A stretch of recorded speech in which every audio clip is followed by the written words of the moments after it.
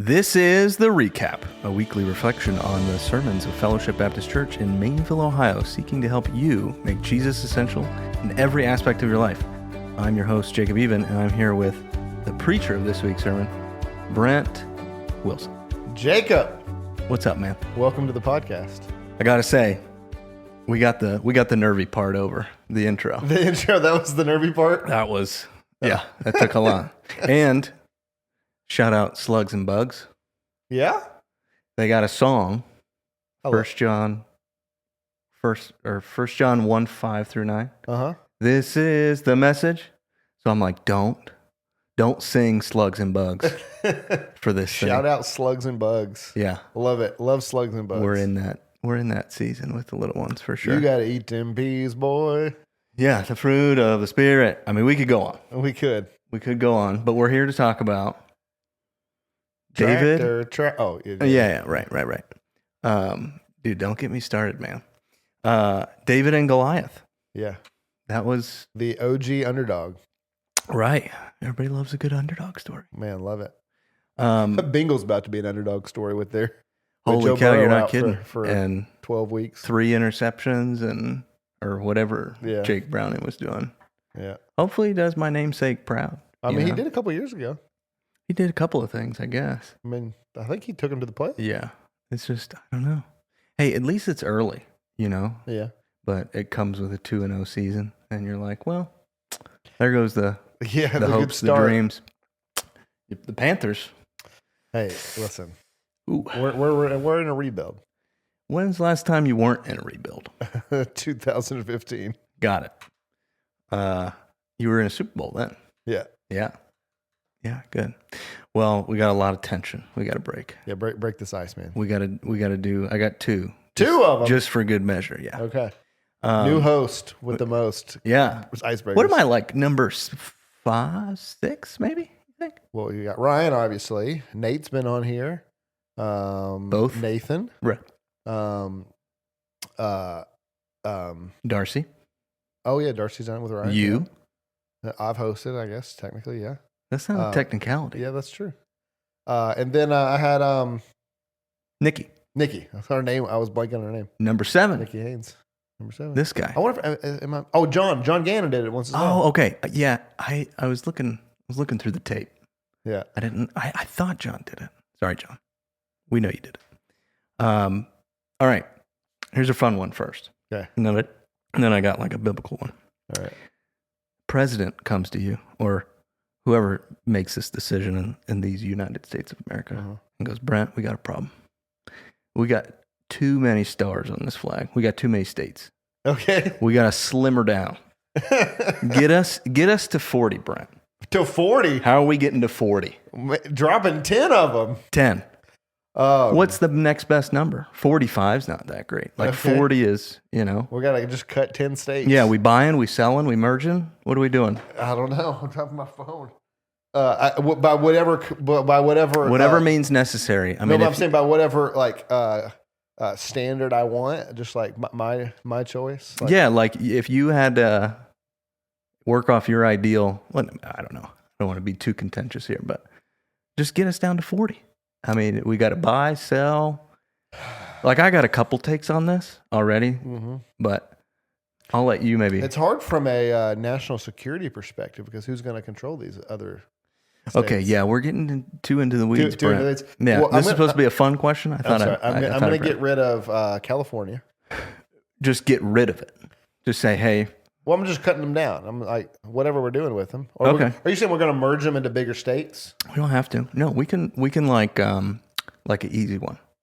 Give Russia Alaska back or whatever. Oh gosh, yeah. Yeah. I want to hold on to Alaska. Okay. Just because it's like a cool place. Making the list. I'd say like it is. I go place. California, Washington, and then like a lot of these like northern states up here. Like get rid of North and South Dakota. Get rid of them? Yeah. You don't want just one Dakota? Oh, we could do that. We can merge them. One Dakota. Merge New Mexico and Texas. Make it bigger. Dude. New Mexico. You want to be Mexico? Fine. Colorado. Be Mexico. Sell them. Go to Mexico. Yeah. Give them to Mexico. Texas can become its own state. What about the Carolinas? Well, I'm here for one Carolina. I'm Because also like, here for one Virginia. okay, yeah, cool. What about Arkansas? Because I'm kind of ignorance is bliss on this one. I don't know how you come up with a name so close to Kansas, but Yeah. you think somebody was like, "This is our Kansas," I don't know and we're I gonna don't know the like, history of the name. But think about all the names of like New York, right? yeah, Like it's from York, England or whatever. right. You know, New Albany. We had Albany here in Hampshire, New New Hampshire, Albany. Yeah. yeah, we got a lot of new A lot stuff. of repeat names. Mm-hmm. All right, I don't know where that gets us, but I mean, Pacific Northwest, you're talking -3 or 4. Carolinas, Dakotas, Virginias. There's another 3. New Mexico.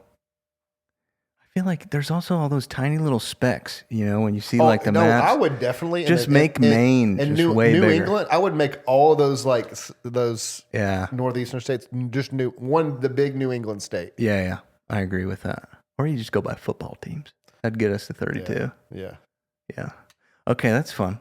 All right, here's the other one. Maybe a little bit more Bible focused. So this is our. Let's get serious, Jacob. Yeah, let's hunker down here. We got David and Goliath, the big underdog story, one of the stories of the Bible. Mm-hmm. In contrast to that, who do you think deserves a little bit more credit, more recognition in the Bible? Any stories that you like, or like we went through the minor prophets, right? Any of those your favorite, or maybe you think people ought to get more familiar with? It's a big story everybody knows. What's a story people don't know that they should know? Yeah. That's interesting. Well, I'll tell you the first one that comes to mind. Just not thinking about it because is JL, who's this chick in Judges who goes to this enemy leader and drives a tent peg through his temple. Dang. And just like we gotta rate this podcast differently now. This Josh? is PG-13. Yeah. Oof. Why do you think it deserves more? I just think it's awesome. Oh, okay. Just the heroic, just kind of like this heroic, like bad chick moment. Yeah. Okay. It's kind of cool. Cool. I think I lean more towards Titus. I feel like that's another. Okay. That's just like a letter. Yeah. I think has got some real good nuggets in there. So maybe not a story, but yeah. Oh, see, I was going story. Yeah. What is your favorite Bible story, Jacob? This is one of them for sure. Because there's a lot of, if you know me, or if you know, shout out JBP, Mr. Pack himself. I always love these just dense, picture meaning-filled stories of the Bible. Mm-hmm. And this is that, which we'll get into a little bit later. But I would say this, another good story. I really enjoyed was it Habakkuk where he had to marry? No, Hosea. Prostitute woman. Here I am saying it makes my list, and I don't even know the. That's a good one. And then just other like I like the picture in Revelation 4 and 5. Yeah, where it's just like a picture of heaven, you know, and just like seeing that. So I don't know if that's so much a story arc in a sense, but I think one of my big ones would be like Shadrach, Meshach, and Abednego. Yeah. And just the whole Daniel story, I like. Yeah. I'm a big fan of that. Yeah, that's pretty epic. Yeah. I mean, bold faith. Oh, no, I know what my favorite story in the Bible is. Ezra, Nehemiah. No, it's when Elisha is traveling and these 40 kids come out and pick on him. Yeah. Because he's bald. And and he calls out 2 she-bears to come and eat the kids. Yeah, and he doesn't. Both those guys were Elisha and Elijah. Is it Elijah that basically ran a marathon and like outpaced these dudes in a chariot to get to the... Maybe, I don't remember. Yeah, I think it was Elijah who like ran it was like a marathon. I gotta look up the distances, but those are also some pretty intense guys. to have the faith like them. That'd be cool. All right. So, last week we kind of ended on a good point that I wanted to maybe use as a segue into this. Because, Okay. do you remember your final point from last week? From last week? No. So you had left, this bad example of Saul. We get a good picture of a good leader and a good follower. Oh, yeah. So if you want to be a good leader, be a good follower. You got to be a good follower.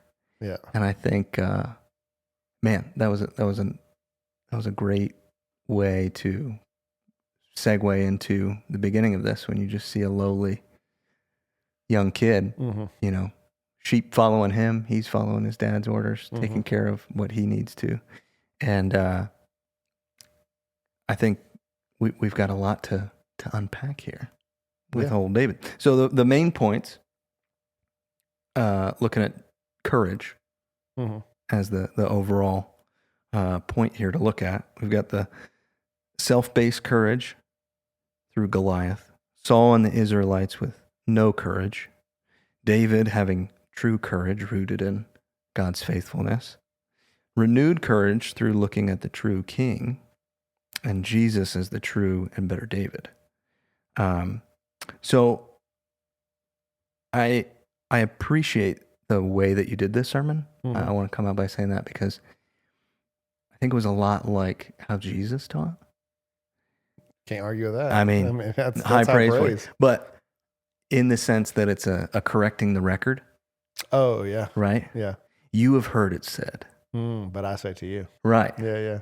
And so I put this in a good group of your sermons in my favorites here. Man, I tell you, it's one of those that, I grew up like everybody else, understanding this story as David, be like David, all that. And it wasn't until I went to Bible college that I began to hear and study and people talk about that not being the point, and understanding the point and understanding how to interpret the Old Testament. And I just remember being like so blown away, like this is so much deeper and richer than I ever thought. Why did no one teach me this? Yeah. I got a hilarious story to tell you though. I'm glad you mentioned that because I was curious where this came from. But yeah, go ahead. So I preached I preached a sermon on David and Goliath when I was like 19, 20 years old. And the Methodist church that my grandparents went to, they just had me as a guest speaker. I was still in college. And I preached this. And I make the same point about how we're not David. I make it really big, clear, all that stuff. And then when the sermon's over, I come down or whatever, we sing a song. And then the pastor of the church comes up and he is closing it out. And he's like, hey, man, didn't he do just such a great job? So thankful to have him here, whatever. And let's not forget, what he talked about. And let's leave and let's go be like David. And I was like, wait a minute. You didn't listen, dog. That's embarrassing. You didn't listen. Yeah. Rough. What do you think he was doing? Sleeping. That dude was like, I got a day off. I was sleeping back here. Oh, my goodness. That's too bad. Hopefully, we're not a past church, so don't tell me if anybody also didn't listen at a fellowship. Hopefully we all did. Why do you think we've got this misunderstood? Like, what is...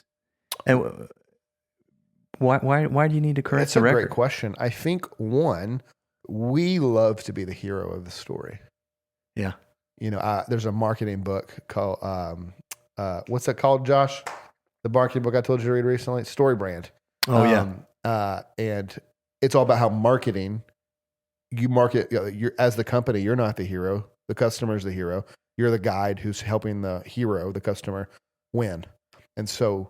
And his whole point is, we love to be the hero. Yeah. We want to be, when we watch a superhero movie, we never identify with the people getting saved. We identify with the superhero. It's like my kids right now, they're all into Marvel and they're always asking me, Dad, which Marvel superhero do you like the most? Right. Because and they'll say, which one do you think I'm most like? Right. Oh. Because they want to identify with these heroes. The Hulk. Me, the Hulk? No, the kids. Oh yeah. Any children probably. Pretty much. And so one, we just want to identify as the hero. And two, I think we have not been taught how to interpret Old Testament theological literature. And so when we don't know how to interpret it, we go to the easiest thing, which is I'm immediately looking for application. That's what we all want. We don't want to do the hard work of meaning and other things in theology. We just want, what does this mean for me? Right? Yeah. We want that quick. And so when we do that quickly, we go, okay, well, I want to be, here's the bad guy, here's the good guy. I want who he overcomes the thing. I want to be like that. So yeah, of course, yeah. Right. And then it gets doubled down because there have been so many sermons like that. There have been so many movies like that. I mean, Facing the Giants, classic Christian film. Yeah. Whole premise is on that idea. And so we want to be the hero and we want quick application and we just don't know how to interpret it. Yeah. And I think maybe another point to that is we're in a culture now where it is just me.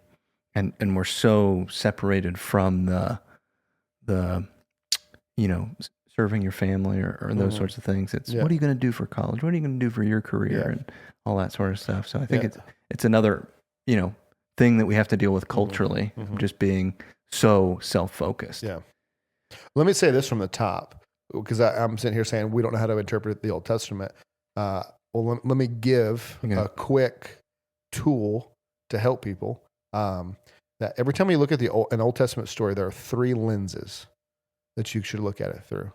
And these have different names, but basically it's a textual, what we call an apocal, like the epic, and canonical, right? And so textual, it's like, okay, what is happening in this immediate context?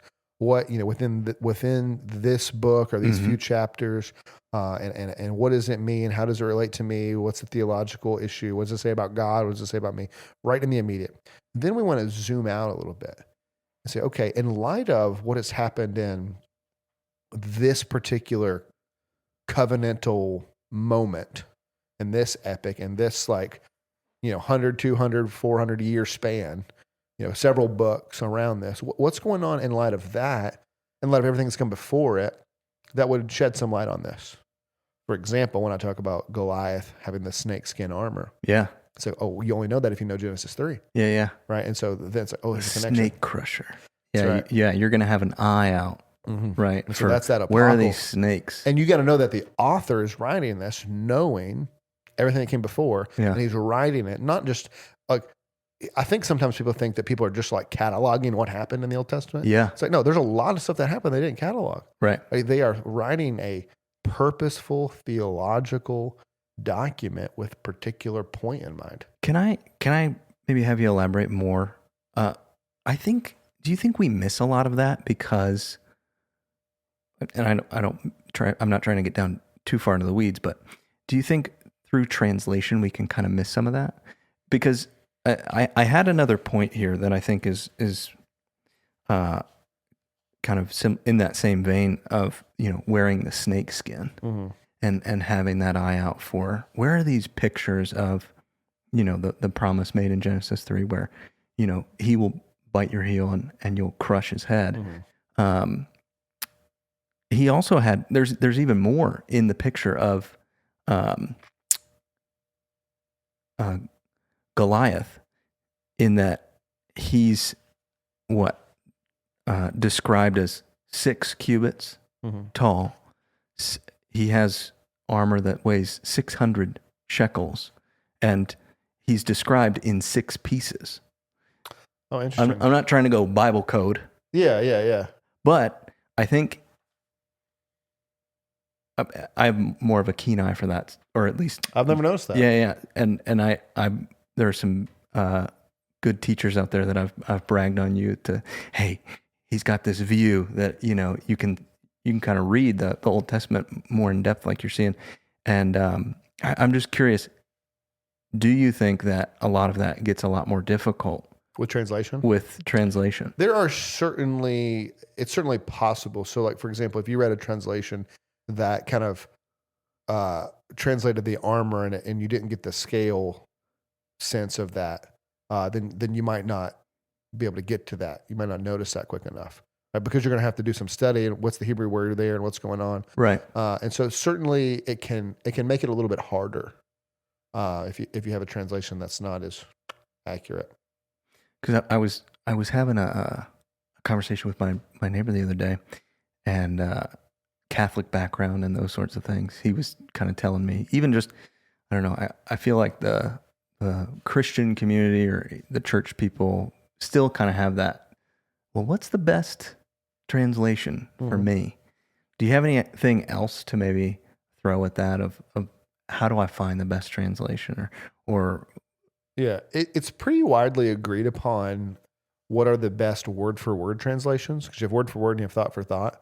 So it's pretty widely agreed upon that like something like the NASB, the New American Standard, is probably the top notch, closest, word for word. And then you're going to have some competing ones, right? So right below that, you're going to have the ESV, you're going to have the CSV. Some people might put the NIV right in there. Yeah. RSV. There's a lot of them, and so the Net Bible. Some people really like that. And so there's a lot that are really in contention up there. And it's really helpful to look at multiple of them. Like if you don't know the original languages, to kind of consult multiple and see what they're doing. Yeah, good. And it's too easy today to pull up the passage in the original language and click on the word and see what the word means. Yeah, I think that we could, myself included, I think we could gain a lot from just understanding, because I think English isn't as, I don't know if you could second this, but like Greek and the other languages you've studied, I feel like isn't as rich compared to those. It's at least not as exact. Yeah. It's interesting when you think about Greek, the endings like tell you so much about the word. Yeah. Tells you, there's 5 tenses in Greek where we only have 3. It tells you if it's how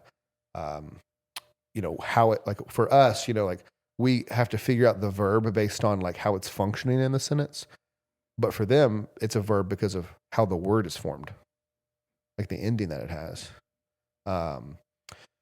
And all different things like that. Oof. So let me say this real quick, because I didn't get to that last one and I don't want to forget. Yeah. So you got the textual, the apocryphal, and then you have the canonical, right? So like, how does this story make sense in light of the New Testament, right? So this is a thing that Jews couldn't have done, right? They could have got the first 2 steps, right? They understood. So for David and Goliath, they understood, what was going on in the immediate context and interpret it that way and just David's courage or whatever.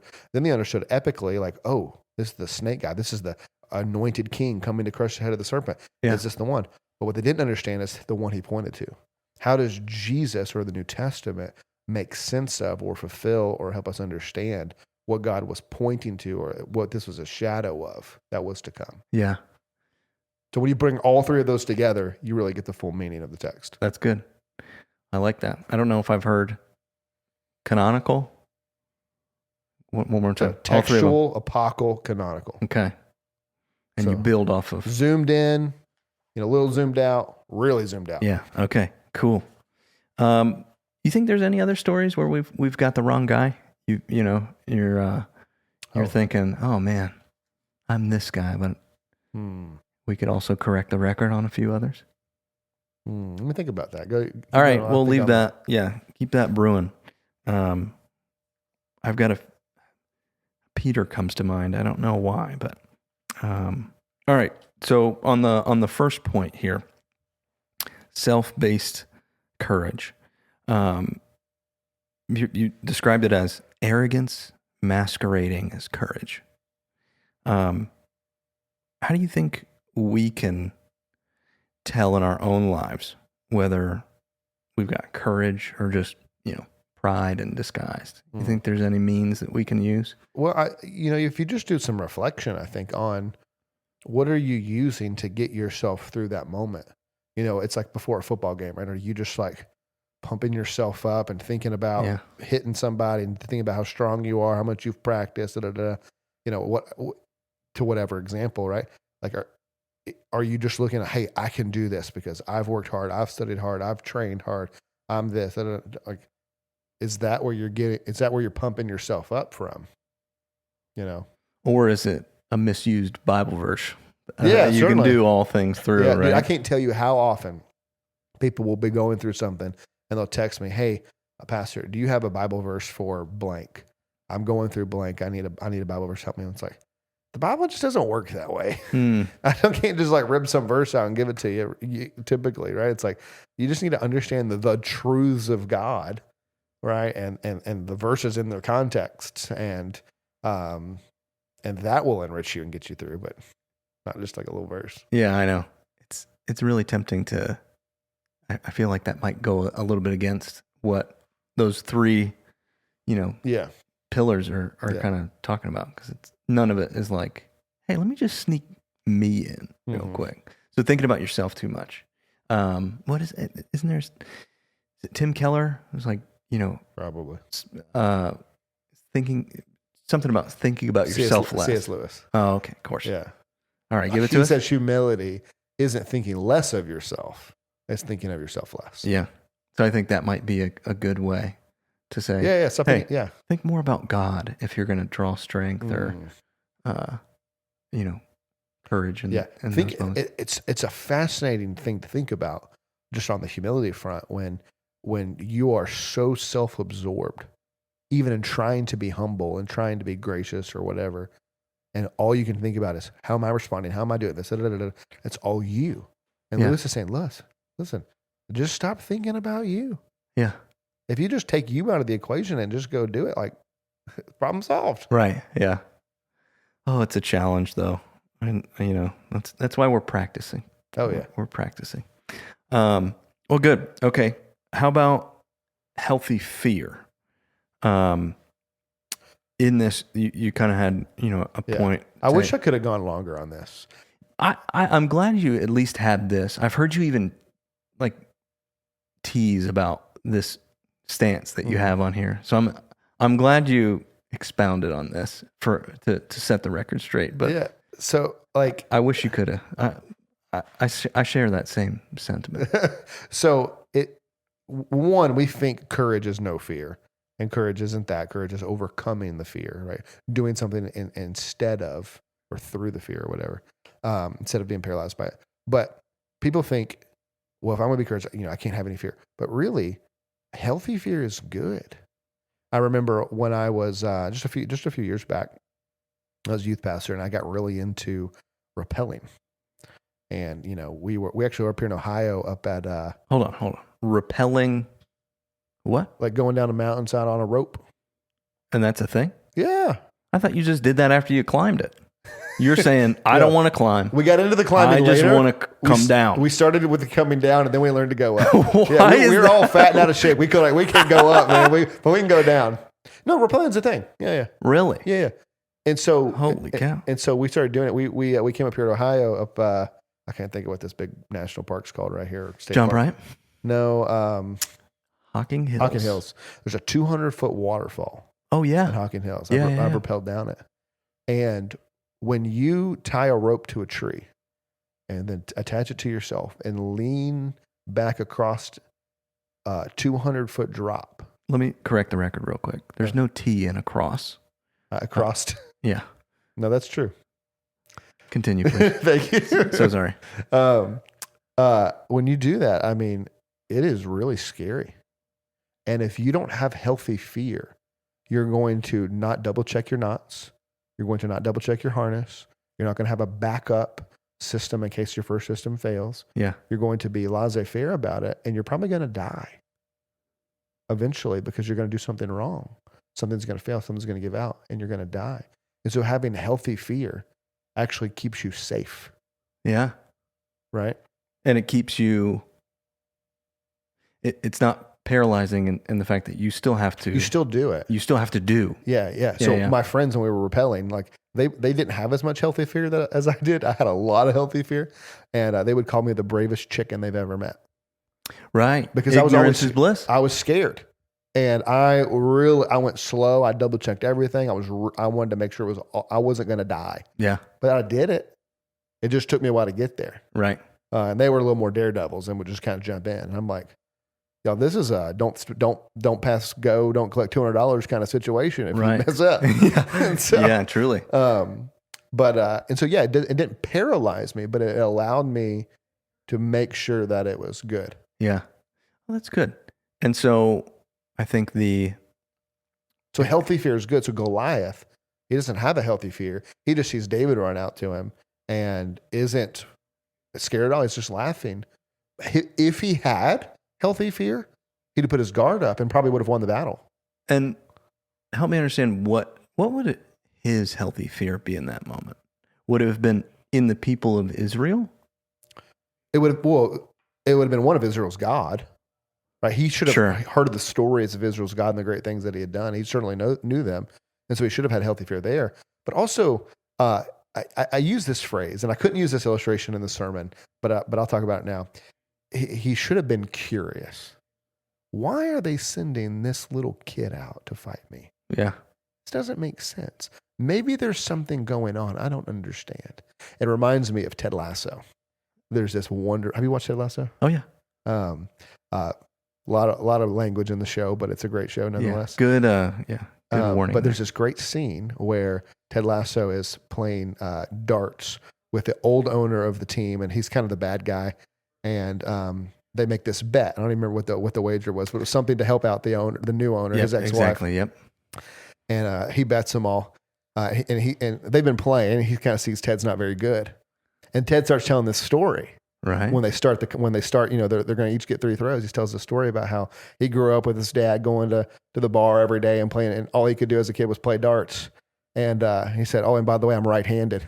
And I forgot. And I didn't play with my left hand. Yeah. So he switched his hands, and it basically says to him, "You should have been more curious." Yeah. It was his lack of curiosity that led him. He got killed. Right. Yeah. That brings up just maybe another thought in my mind of Ted Lasso being as cunning as a serpent and as shrewd as a serpent. Shrewd as a serpent and as innocent as a dove. And it's very much, what David was doing too, where, I mean, he couldn't help it. He was a little boy, right? Yeah. But still, he took it on, took it head on.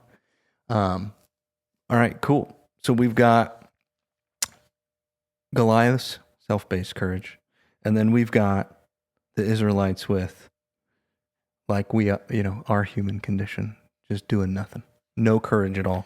Yeah. I think that you pointed out that was from Saul's lack of courage. Yeah, they are looking to their leader who is afraid, is paralyzed. And his fear becomes their fear, and that serves a bigger point. This is kind of that apocalypal horizon, right? Mm-hmm. Anytime whatever Israel's king was like, however God viewed the king, God viewed everyone else. Yeah. So when the king was righteous, all of Israel was viewed as righteous. When the king was wicked, all of Israel was viewed as wicked. Certainly, there were individuals who were the opposite at the time, but the one represented the many. Yeah. And the king, people naturally just follow the king, right? So when the king starts bringing idols into the kingdom, everybody else is into it too. Yeah. When Josiah, the king, rediscovers the Bible and he leads the whole nation in repentance, right? Hey, what's this thing? Yeah. Yeah. What's this book? Hey. And so the one represents the many, and so that they're following their guy. Yeah. And I think we have that in our day and age now through pastors. We're hitching our wagon to you, old buddy. No pressure. Yeah, right. Maybe from just your view, what do you think some pitfalls now, if we were to draw a parallel into our day and age with churches and stuff, how do you think, where are some common places you see churches kind of, falling on the wrong side of this with their leaders? You think there's anything that's going on there that we can talk about? I mean, goodness, certainly, the Bible says that not many of you should be teachers because you will be judged stricter, right? And why is that? Well, it's because when you teach, you are leading people to a destination. And if you teach wrongly, you are leading people astray, yep. Right? And so there's greater judgment because it's not just you. It's not like you just read the wrong book and came to the wrong conclusion. You are leading other people to the wrong conclusion. Yeah. And so there are certainly, we could do a whole podcast on all of the bad teaching out there and the bad just ideas that lead people astray. And the problem is most of our people, I don't say most people, like they know the bad ones, right? And like they go, oh yeah, that's Joel Osteen, we'll stay away from that. Yeah. I'll say one of the sad things is, there are a lot of people even in our church who would like people and read people and listen to people who I would tell them to stay away from. Why is that? Why would I tell them to stay away from? Yeah. Because they're not good. Yeah. Like a Joel Osteen. Yeah. But at the heart of it, what's wrong with those teachers? Where, I guess maybe that's my more pointed question. Yeah. Where do you see churches easily misled on some, I think emotionalism is one place where we're easily led astray. Like something connects with us. Like I think we come into the service and we're drained and we're looking for the band and we're looking for the preacher and we're looking for everything to pump us up and fill us up and make us feel something. Right? Keep me going. So we're looking for some emotional high. And so we're looking for some great stories. We're looking for something to make the hair on my arm stand up. We're looking for feel good. And if there are some great communicators out there who say dumb stuff, but it sounds really good. And they threw a Bible verse in there, and they're talking about God. I'll tell you one that I think is just that a lot of people listen to, and he sounds great and whatever. Is guy in Charlotte. Oh, Stephen Furtick, man. You're hating on your own. We went to the same school. Oh man. But man, he says just some dumb stuff. Yeah. And he says it a lot. And he should know better. He should know better. And it's hype. It's getting people excited, but he's overstating things and he's interpreting the Bible in a way that's wrong, but he's reading the Bible. So it's like, And that's not, I don't think I hear you saying this, but I think it's a good point to say that you're not saying take emotions out of the service. Of course not. It's just that, hey, if we're putting 80% of it into there, that's probably too much. We need a balanced approach. The question is, what is making me emotional? Is it the gospel? Is it my sin? Is it grace? Is it forgiveness? Is it those type of things? Or is it a really crazy story the pastor told me? Or is it this song and the music and really not connected to the words, but just this thing? Or is it just like, I think one of the big dangers right now is what we've called the new prosperity gospel, right? Which is health and mental health, and God's going to heal my anxiety, and God's going to heal my depression and my addictions and all these things. And I'm believing for it, and we're all cheering and clapping, and we're believing for it. God's going to take our anxiety, or he's going to give us wealth. I mean, even like Bethel, who, puts out all this music. And we've seen a couple of their songs. But like I saw a clip recently where how, they talk about how people in the audience got gold teeth. They prayed for wealth, and God transformed their teeth into gold teeth. And this great guy was up there and opened his mouth, and it's like, yeah, I didn't have these before. I got gold teeth now. What are we?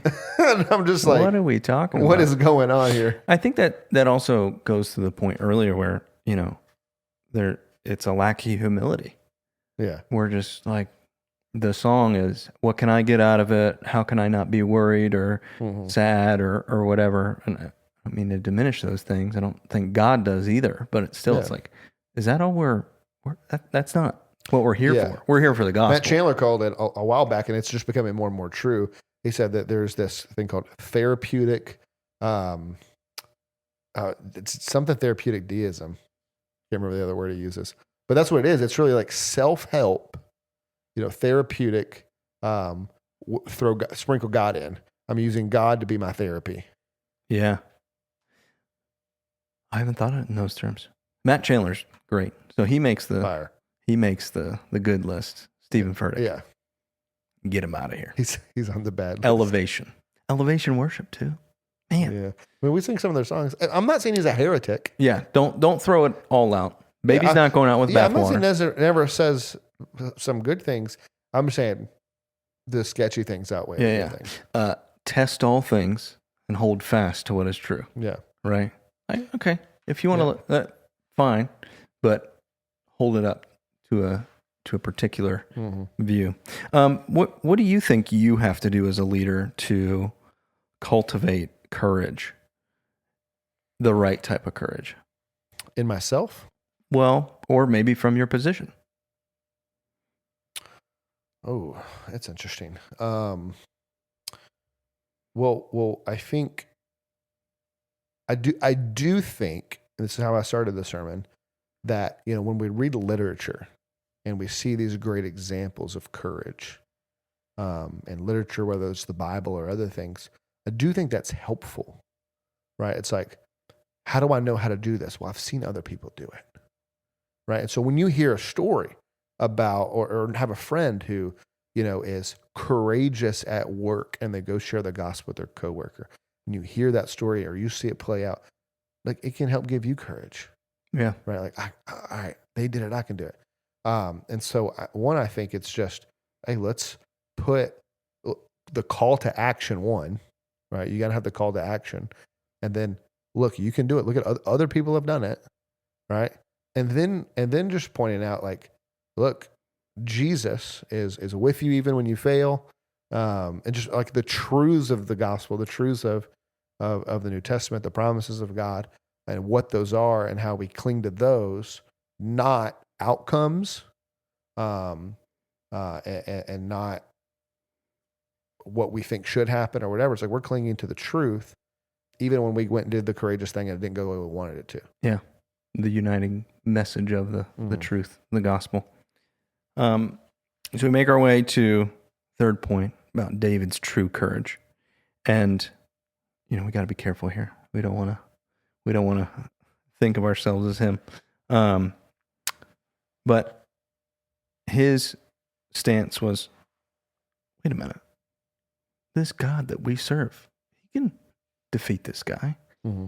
And he's got all of his Bible verses, whatever you want to call them, back stored up in his brain. Mm-hmm. And he takes the step to stand up to him and say, I'll go, I'll do it. How do you think we as people can maybe build up that? What are some good tools that we can use to build up a sort of memory bank, if you will? Well, the first thing I would say is, David points out in his own life and his past, the trials that he went through with the bears and the lions and how God delivered him in those situations. And I just think that you have to journal, make a list, remember, especially if you're, of any age, if you're 30 years old, right? Like you've had a little bit of life at least, Mm-hmm. and you've walked through some things and you've had some troubling days and hard days. And, like, are you still here? Did you make it through? Yeah. I just look back on my life and it's like, I remember when I wasn't sure how we were going to make rent the next month. I wasn't sure how we were going to put food on the table. I wasn't, I wasn't sure when I moved here, like I was like, our house was sold and then it fell off the market like the day before the day it was supposed to close. And I'm like, what are we going to do? I can't afford 2 house payments. Yeah. And it's just like remembering God has always got us through. And when we were short on things, like people would step up and help us. Mm-hmm. People without even knowing the situation or asking, like something just would come out of the woodwork, right? It's like, okay, God has always been faithful. And so when I face that next thing, I go, hey, it would be really easy to freak out right now. Yeah. But paralyzing fear. Yeah. Yeah. But I have a whole history of my own life to show the faithfulness of God in normal and incredible ways of how he's come through. And I'll trust he'll do it again. Yeah. Rest in that. Also, I guess another shameless plug for Slugs and Bugs, just always be singing and reminding yourselves of the truths of God, right? I think that's a scripture memory has always been one for me, mm-hmm. where it's just, it's sharper than any two-edged sword, mm-hmm. and certainly don't want to kind of go to the point that you said earlier of, I just need a verse, man. I just need a verse. Well, and that's such the difference, because you can say scripture memory, and it's true, but if you try to shortcut this, it doesn't work. So if you just like Google the top 10 verses to help you with anxiety and you just print them off and you just start memorizing them, like that's going to help somewhat. But that is fundamentally different than just being a person who is in the Word, dwelling in the Word, praying, wrestling, just being with God day in and day out, sitting with him, meditating on his word, praying, even whether the verses are about anxiety or not, that person is going to be better off handling the anxiety than just the person who Googled and memorized those 10 verses. That's because it's not just the verse, it's the one to whom the verse points that is going to get you through the anxiety. So you got to know him, and you got to know him closely. That's the Shema, right? Yeah. Like write them everywhere in your heart. We took that literally when we built our house. Wrote all the stats and stuff. Yeah. And I think that's an easy thing to just kind of like have like, to kind of take that sort of cop out. Oh, we've done it, right? And not the continual dwelling like you're talking about. I think it's there's something to be said too about dwelling. Like I think we're a people that now we don't even realize we're dwelling in our phones or dwelling in the news. Or, you know, and I think it's so hard because companies have gotten so good at marketing that you don't even know when you're being marketed to. Oh yeah. And yeah, it's just a particular challenge to make the gospel that thing that is, because it can, you know, unfortunately we can become kind of numb to what the gospel is, and certainly don't want to do that. Any let's take a pause here. Any other stories come to mind? What we put ourselves in? Yeah, it's so complicated because, like, I think about Shadrach, Meshach, and Abednego. I pointed that one out, and Jesus literally shows up in that story. Right, he's the fourth man in the fire. Yeah, and so it's like, well, there's a level in which, hey, I can identify with Shadrach, Meshach, and Abednego. We can be the one to stand up to the tyrannical oppressors who want to force us to worship idols and say no, and Jesus meets us there in the fire and the consequences. So it's like there's a sense in which it's okay to identify with them in that, or put yourself in that position. I just think maybe if you're trying to always put yourself in the story, I think that's probably wrong. So I think really the paradigm of where do I fall in the story is probably not the right question to ask. Right. Even me saying, who are we in this story? We're the Israelites. I think is true, but like, it's not something you do with every story. That's, hey, if you want to do that. Yeah. If you're anyone, it's this group. You're the prostitute wife. Yeah. Right. But not something that you want to go to every story and go, okay, who am I? It's just, that's not the way it functions. Yeah. And so the bigger questions are to ask, what does this passage teach us about God? What does it teach me about me? What is the theological point it's making? What is the canonical point it's making? How is this pointing us to Jesus? Yeah. You know, do all that kind of stuff. Stop rushing to application. You get to application last. Yeah. You have to do all the other work first. Which is? All the other work? Yeah. Well, I mean, at the beginner level, it's just those three lenses. I look at textually, apocryphally, and canonically. Start there. Yeah. I mean, that's a lot of work in and of itself. Yeah. And I mean, you have to know what genre you're looking at, right? Because, for example, this is where people like get so confused. Like, there are so many stories where one chapter will be a literal telling of the story, and the next chapter will retell the same story in a poem. Isaiah. There's a lot. One in Isaiah. There's one in Judges. I think Genesis 1 and 2. It's that. Hannah's song, Moses' song. You have these things. And so like the one in Judges is what's jumping out to me. And it talks about how the moon turned to blood in this battle. It's like, you shouldn't think that literally happened. A blood moon. Right. Yeah. It's metaphorical imagery. It's poetic. It's a song. Literally, we have the actual account of the battle in the chapter before. Yeah. And so you have to understand, okay, in this same book, we've changed to poetry. And so I have to interpret this chapter in light of the rules around poetry, or I'm going to misinterpret it. Yeah. We do this with Revelation, right? Like we either over metaphor it or under metaphor it, right? And it's like, it's really tricky. Like, hey, what is this symbolizing? Is this not symbolizing something? What is the dragon?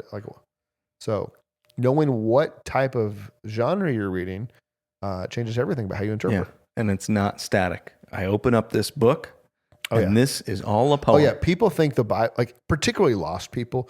This drives me crazy. Like when you watch the news and people want to talk about the Bible on the news who don't know what they're talking about, they read the Bible flat, like it's a textbook. Yeah. And they'll say things like, "Well, I mean, the Bible condemns eating shellfish, but you don't seem to be against that, but you're against gay marriage. Yeah. Why are you picking and choosing?" And it's like there's like different types of commands. Well, yeah, and some of them have been fulfilled, yeah, and have been abolished and or done away with. Jesus clearly told us in Acts chapter 10 that the food laws are no more.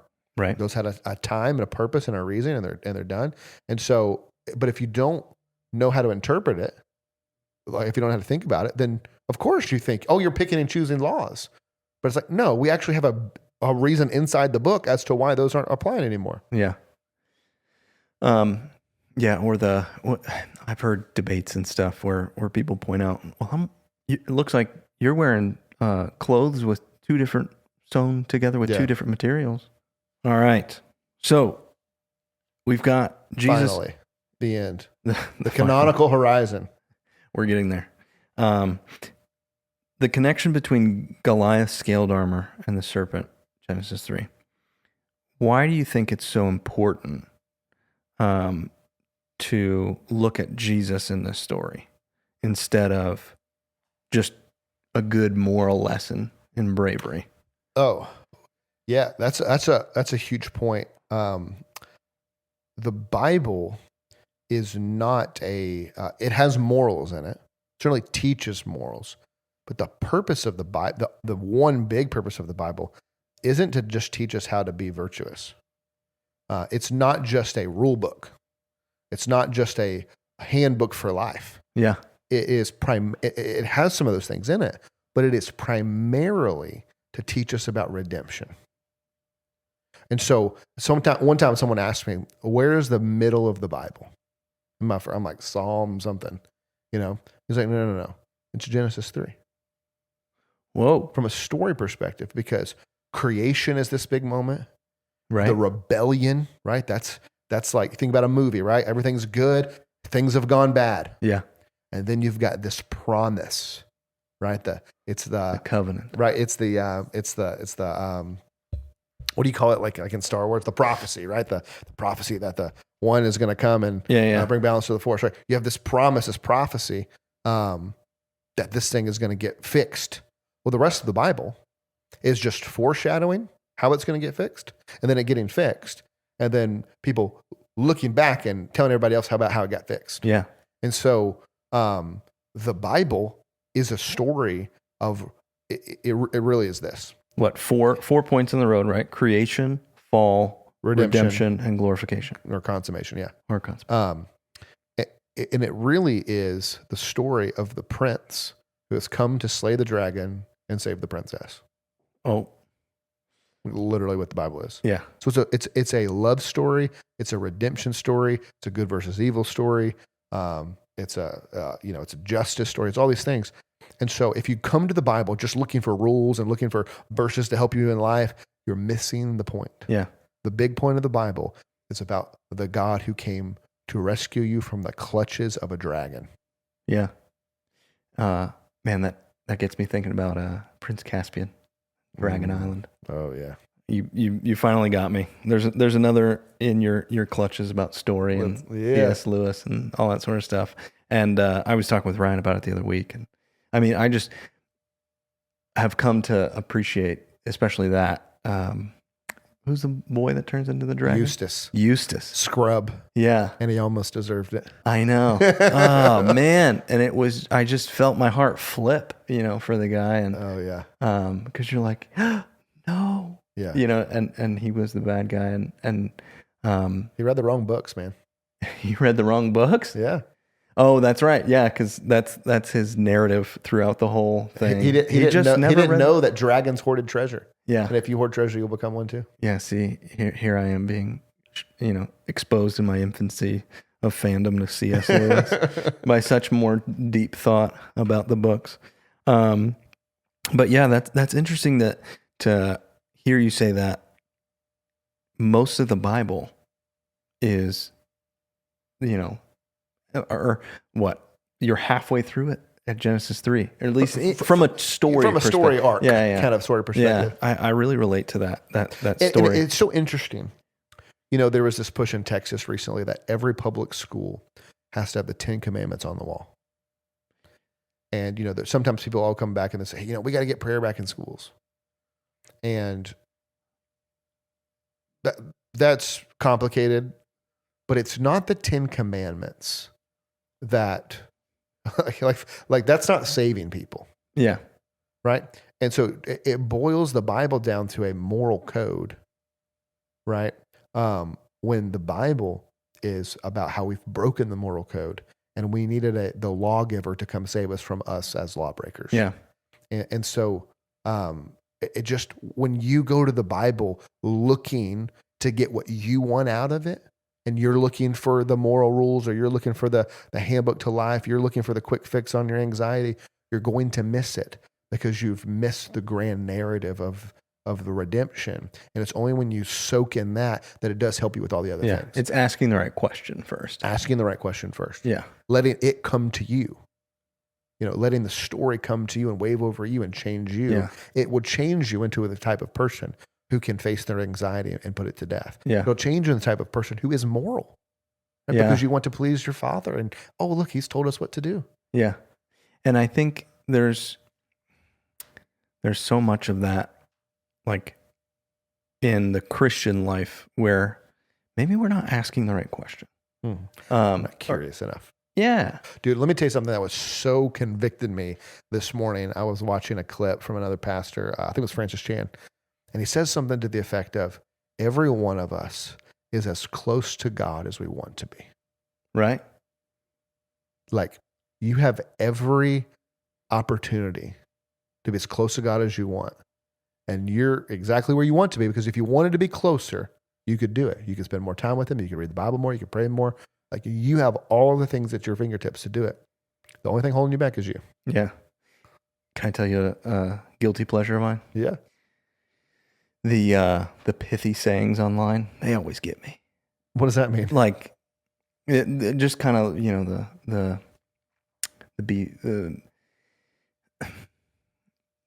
the sayings that are supposed to rear up in you, some inspiration. Those inspirational quotes, I get a lot out of them. Okay. I feel like, and that reminds me that Francis Chan reminds me of hearing, if you don't sacrifice for what you want becomes the sacrifice.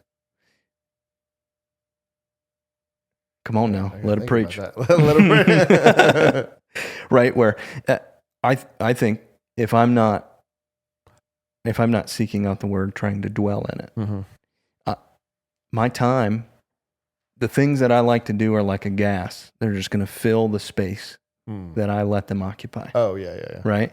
And so as soon as I am not careful with what I fill my time with, reading my Bible, staying spiritually disciplined is then going to become the sacrifice. Instead of, if I, sacrifice maybe the idol of entertainment at the altar, say, you know what, that's secondary.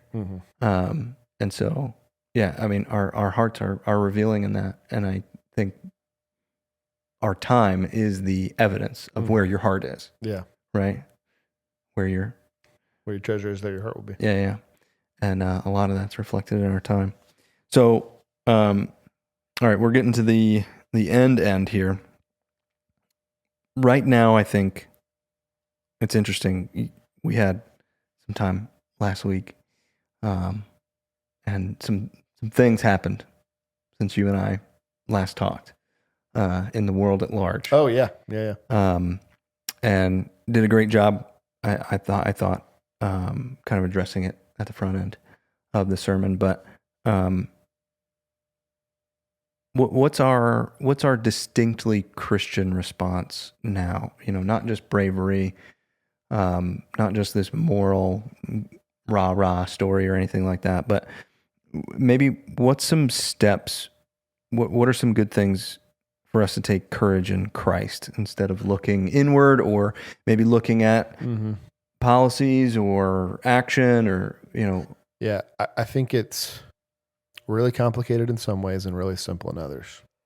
I think the most courageous Christian response, right? And that's what we want to be first. We make Christians first. Yeah. A lot of people get this mixed up and they want to be, they're whatever political leaning first. Christians first. You know what takes a lot of courage? Love your enemies. Yeah. Come on. And to forgive those who have hurt you. And so we want to be people of justice. That's certainly true. We are for justice. And so, we wanted that shooter to get caught. We want him to be, punished to within the law and all those sorts of things. Romans 13, the government wields the sword like we can be for that. We don't have to be that way in a cheering, vindictive way. Yeah. And we also, we don't want to make. It's just hard to know how to respond. We don't want to stir up more violence. We don't want to add to the problem. We don't want to do exactly what some are accusing the other side of doing, and pointing out we got to stop them. We got to do by whatever means necessary, and open the language. Yeah. How would Jesus respond? Right, like all of his disciples wanted him to take up a sword all the time. Right. Let's fight. Let's take back our land. All these things, and Jesus is like, no, man. Well, it's firstly justice, not vindication. Yeah. Right. Is kind of what you said. It's not revenge. Yeah. And then not seeking out violence, which that's a highly debated word nowadays. Anyway, I think most people would probably consider themselves like outside of those means. What do you mean by violence? Like condoning violence? I think it's pretty easily assumed. Like, I don't think people are gonna. I don't know. I try to keep my head out of a lot of the. I just mean like we should not push for, praise, seek, hurting other people, particularly because they disagree with our worldview, our philosophy, our ideology. In the public, keyboard warrior sense. Yeah. You think that also is true of like what we say in our hearts and what we say to others too? I think there's an opportunity to catch ourselves there. I mean, yeah. Because those are the immediate reactions of most of one of the things that really struck me. I still don't even know what to do with it. Is after it happened, after he was shot and killed, I was numb. Just couldn't even really wrap my head around what has happened. Yeah. But one of the things I'm just seeing all over the internet is everyone is responding. Everyone has a hot take. Everyone's got an opinion. Everyone's posting videos of themselves crying or, laughing. Right. Yeah. And some responses were good. It's not that they were bad. Yeah. It's just interesting in our new internet world, how everyone has to have a response immediately. And I just found myself in the place of like, just numb. It's like, I don't even know what to think or do yet. Yeah. And so it's just hard for me when everyone knows exactly what to say right away. And sometimes I think it's like, maybe I'll just like sit with it for a little bit. Like just mourn and weep. Yeah. For a little bit. Instead of, here's my reaction video. Yeah. Which is, I think that is another just weird place that we're at right now, where it's like we've had media tell us that we need constant coverage of those sorts of things. They're all rushing to be they're rushing to be the first one to break any story. Yeah. Right. And our society kind of follows in that. Oh, I need to, in order to pay my due respect, I need to go and react. And there's also this sense in which people just feel like I've got to let the world know how I feel. It's like, why? Yeah. You don't know these people. Man, I feel like that scratches at something I've heard you talk about too before, which is meekness. And like meekness is actually more the restraint of power. Yeah. And your words have power. Oh, yeah. And I think there's clearly wisdom. Right. There's wisdom in maybe we could all be a little meek in this moment. I kind of hear you saying that of like, hold it back, or think on it, dwell on it a little bit, pray about it. Yeah. Because I think we're also you're stealing from Matt Chandler. What is it? About a night or something like that. It ends with laughed loudest. Oh, first and last out, laugh loudest. There you go. That's Narnia. Yeah. Oh, okay. Yeah. What it means to be a king. Yeah. Yeah. It's like the point would be there on that last one, laugh the loudest. He says, when there's famine in the land, to dress finer and laugh louder than anyone else. So basically, when things are going bad, be the example of hope. Yeah. I think we can do a little bit of that too, right? Yeah. Like we can either contribute to the larger problem or we can be part of the solution. And part of the solution, hear me say, is not cowardice and like, let's not say hard things. Sure. Like we're going to have to say hard things and people aren't going to like them. Whether that's the gospel or whether that's, women are women and men are men. Yeah. Whatever that is, like, we have to say those things. But so we should have courage in that. But it's also okay to just like not have to be the first one to say it. Yeah. All the time. Yeah. Knowing your role. Well, that's good, man. I really appreciate. Yeah, we don't need this to be a political podcast or anything like that, but certainly is, a good application. I felt like to kind of.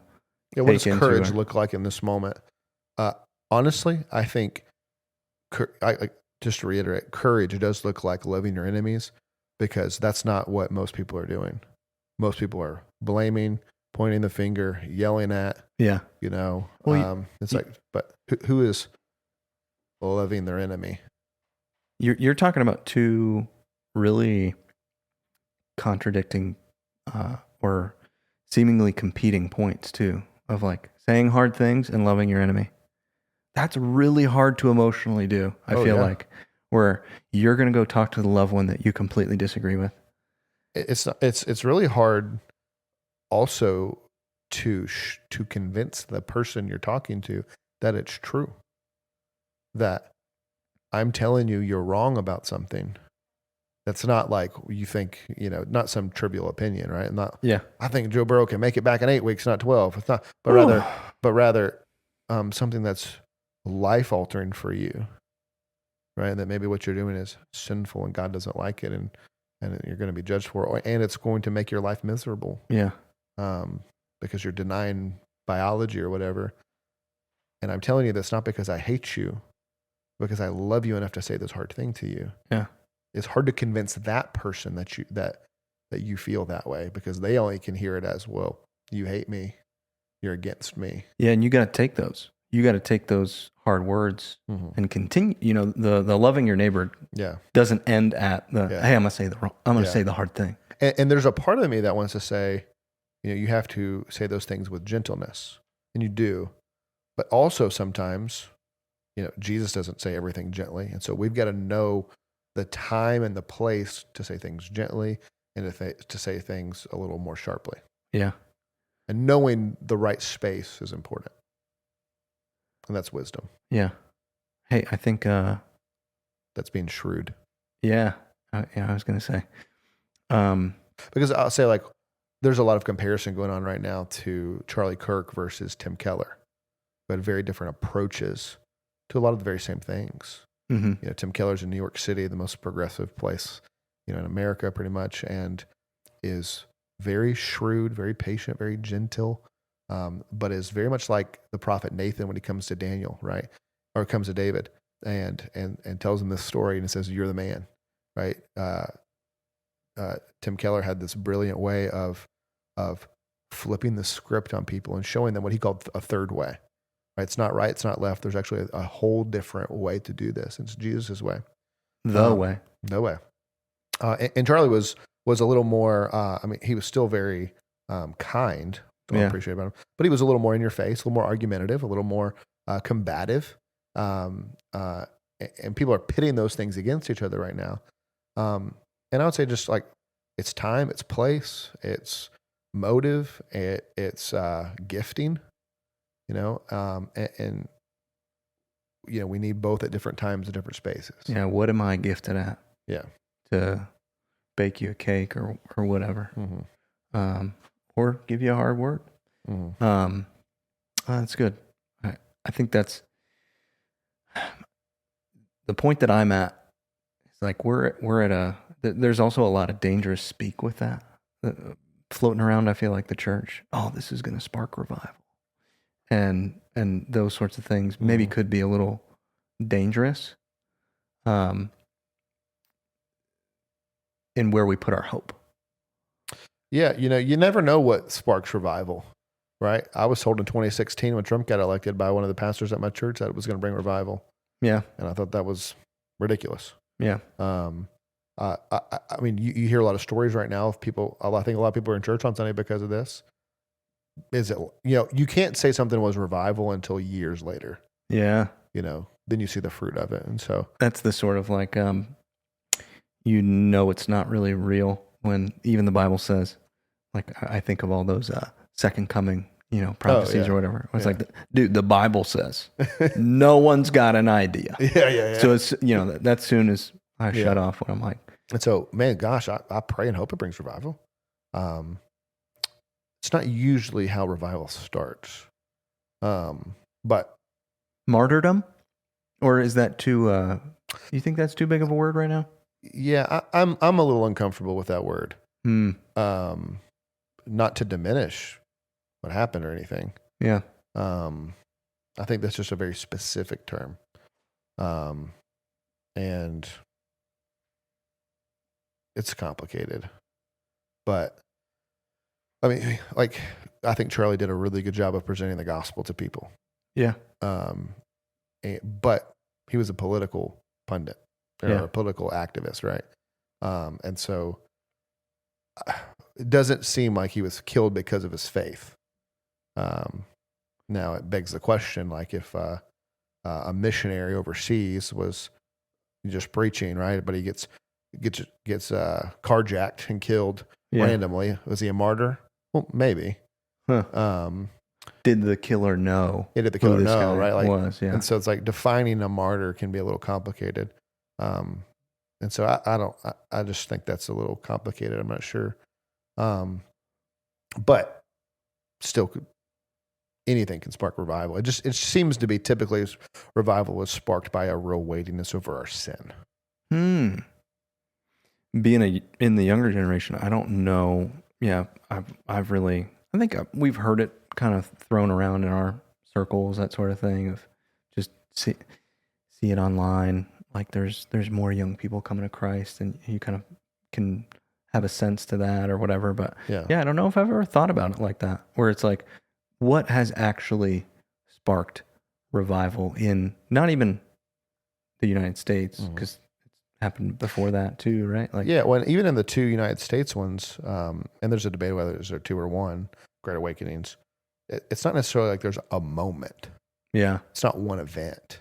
It's a whole cultural wave, a whole pouring out of the Spirit, that you can only look back and go, oh, we see this thing happened now, and these are kind of the things that were going on. Yeah. So it's again kind of to your point of, are we coming to this with the right question in mind, or the right amount of curiosity? Yeah. To words being thrown out, or hey, what's my place in this?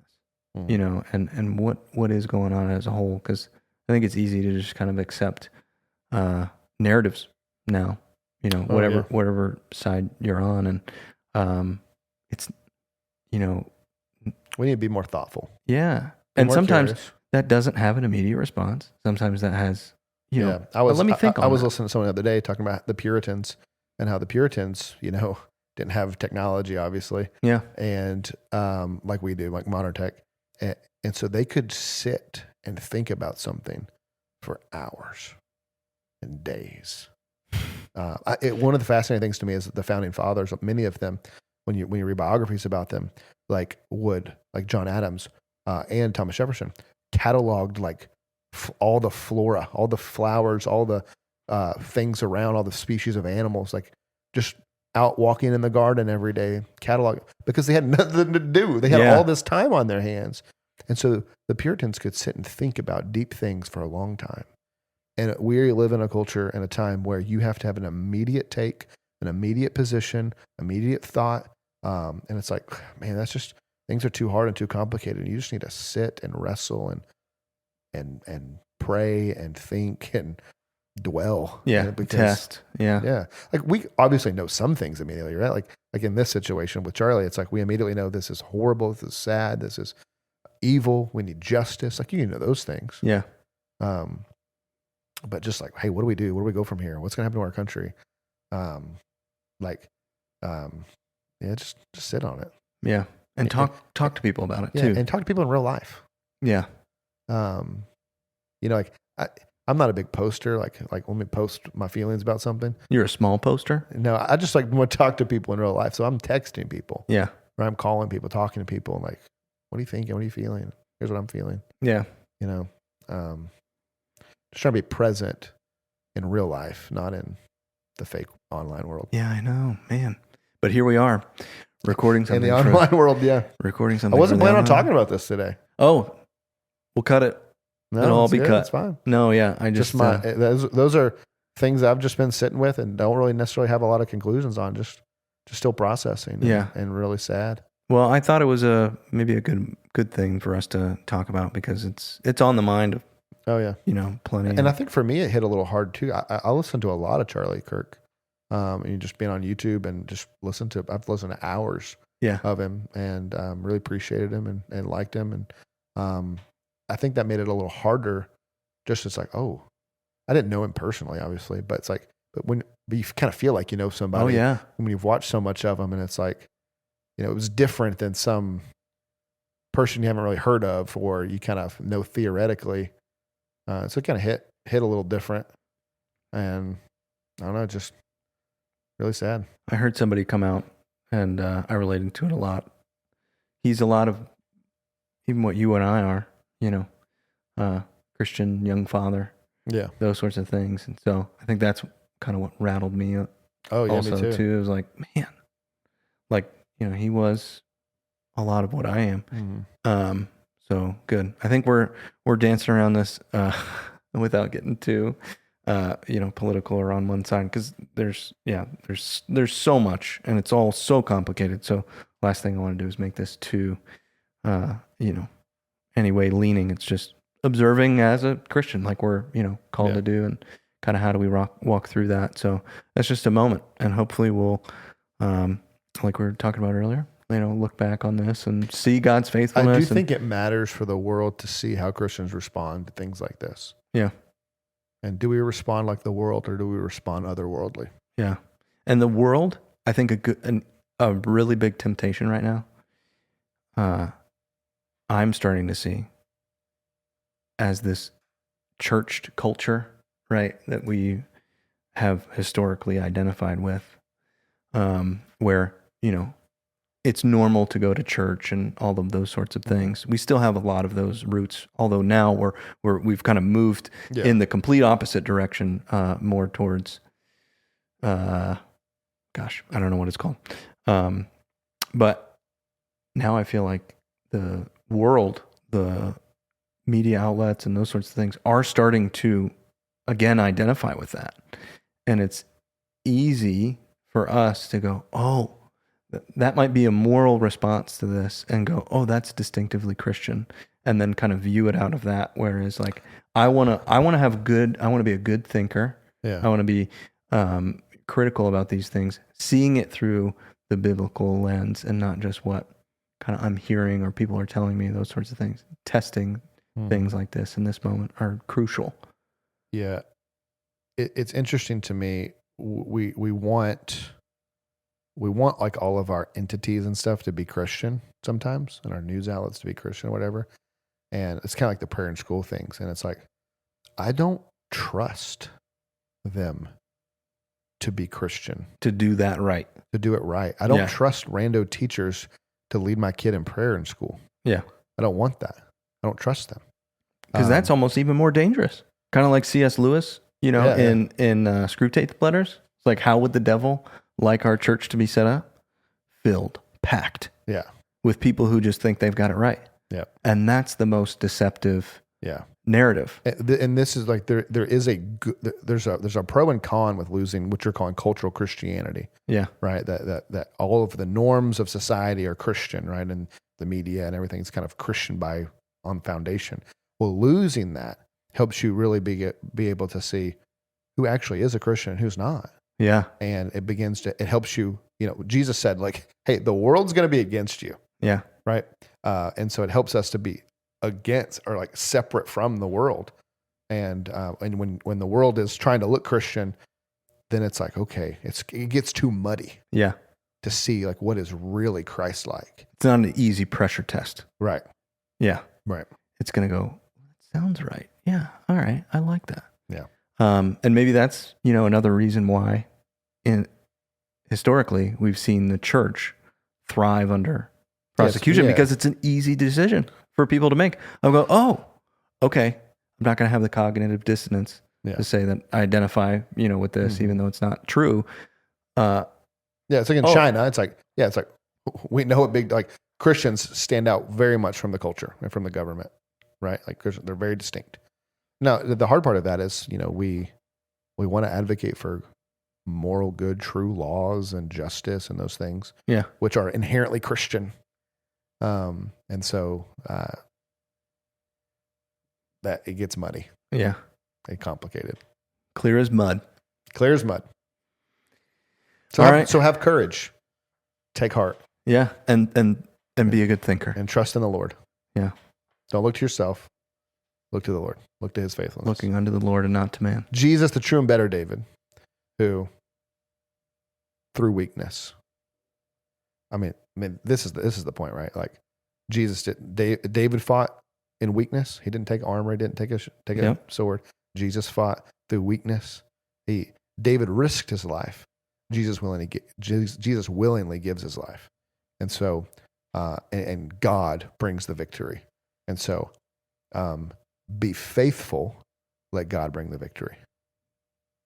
And faithfulness sometimes doesn't look like winning. Jesus didn't look like he was winning when he was being faithful. Come on. He was dying. Yeah. But that's what God required. And that's what won the day. Yeah. And so faithfulness sometimes doesn't look like power. It doesn't look like winning. It doesn't look like success. But God will bring the victory through weakness. And I think we really lose that sometimes because we want to win. And so we sell our soul almost to power and success and trying to change the culture and do all these things. And it's not necessarily how God wins. Yeah. Oh, that's a good word. I'll probably have to listen to that again. That's a good thing to leave on. So appreciate you having me on. Yeah, thanks for being here. And hopefully I can be long-time listener, first-time hoster. First-time caller. Yeah, they say I got a face for radio. All right. Thanks, Brent. Thanks, man. You got the outro? There's an outro. There's an outro? There's an outro. Let me see if I can do it. This was the kneecap. Let me see if I can do it from the top of my head. All right. Not this is the recap. Thank you for listening to the recap. We meet as a church every Sunday at 10:30 a.m. If you'd like to know more about our church, you can go to myfellowship.church. Thanks. Be blessed.